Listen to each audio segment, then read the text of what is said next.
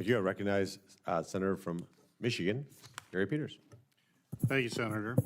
Congratulations to both of our nominees here on your nomination to these important positions. Mr. Isaacman, we had a great opportunity to talk yesterday in my office about a variety of issues. Artemis came up frequently, as I know it's come up at the hearing frequently as well, including Senator Moran in the previous question. And you suggested here and there that NASA can pursue the Artemis program or a mission to the moon and a potential Mars mission in parallel tracks, is how you've been describing it.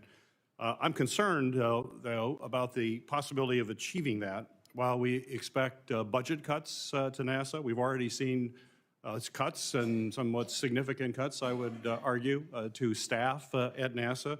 So my question for you is, do you agree that budget cuts would undermine that vision that you are expressing?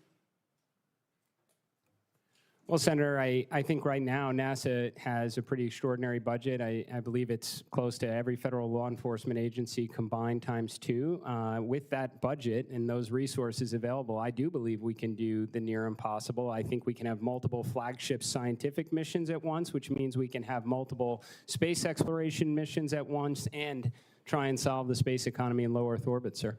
Even with budget cuts, you'll be able to do that?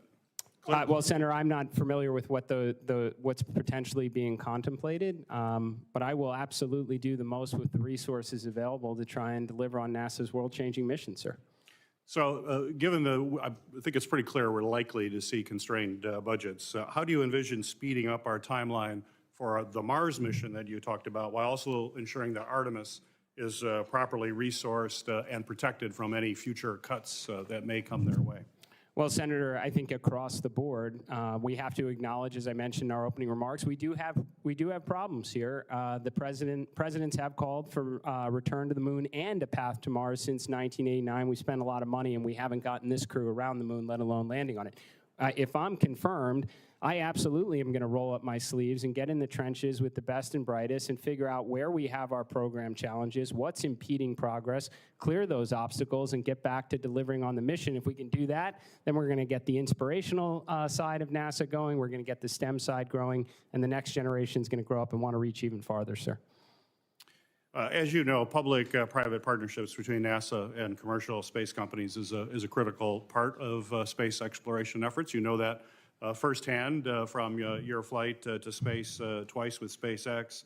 And I understand that you have business ties with SpaceX previous to your nomination as well. My question for you, given the fact that Elon Musk serves both as the CEO of SpaceX as well as is a White House employee and leader over DOGE, which has significant influence over spending and contracts, at least that's what we have been seeing. Certainly in our meeting, I was happy to hear you say to me that you are not beholden to Elon Musk in any way. So I want to give you an opportunity to say that on the record, if I may. So first, have you had any communication, emails, text, or calls with Elon Musk regarding how your plan to manage NASA since you were nominated? Not at all, Senator.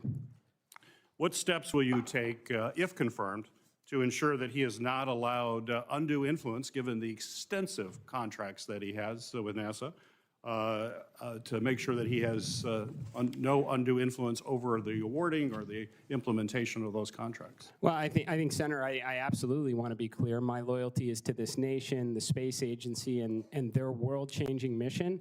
I have to imagine that in the 1960s, Administrator Webb would have taken phone calls and welcomed the input from all the various contractors that were contributing to the endeavor.